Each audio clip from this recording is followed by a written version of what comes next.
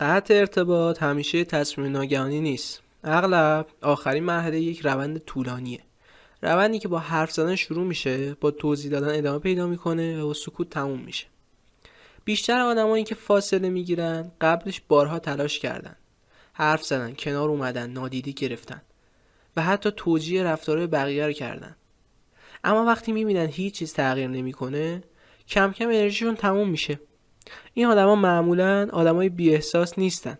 برعکس، بیش از حد احساسی هن.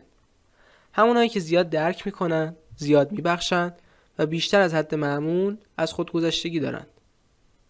قطع ارتباط برای خیلیا آخرین راه دفاعیشونه. وقتی نمیتونن مرز سالم بسازن، کل رابطه رو میبندن. یکی از دلایل مهم قطع ارتباط نادیده گرفته شدنه. نه فریاد زدن، نه دعوا، نه اینجور چیزا. بلکه همون حس ریزی که میگه حضور من مهم نیست.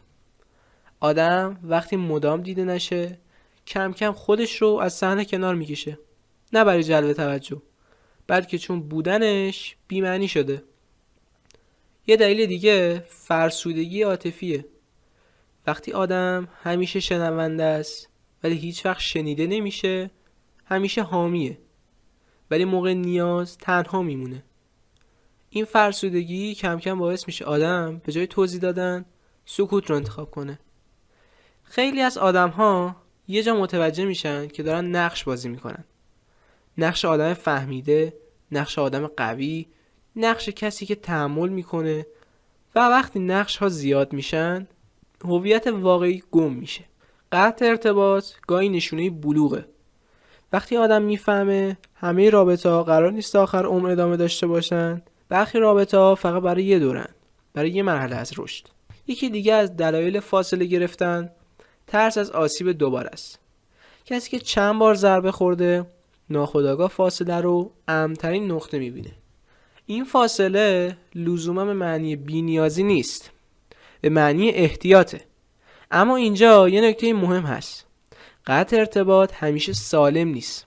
اگه از روی خشم، انتقام یا ترس و اینجور چیزا باشه، میتونه آدم رو بیشتر تنها بکنه. فرق هست بین انتخاب تنهایی و فرار از ارتباط. آدم سالم ارتباط رو حذف نمیکنه، انتخاب میکنه. آدمی که رشد کرده به جای حذف همه دایره ارتباطیش رو کوچیک میکنه. خیلی از کسانی که فاصله میگیرن درون خودشون دارن بازسازی میشن، دارن دوباره خودشون رو میشناسن، دارن یاد میگیرن بدون تایید بقیه خودشون رو بپذیرن. اونا کمتر حرف میزنن اما عمیق‌تر فکر میکنن، کمتر دیده میشن اما بیشتر میفهمن.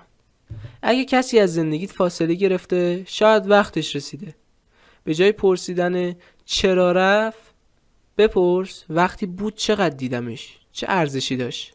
و اگه خودت داری فاصله گرفتی، از خودت بپرس آیا این فاصله به من آرامش داده یا فقط سکوت؟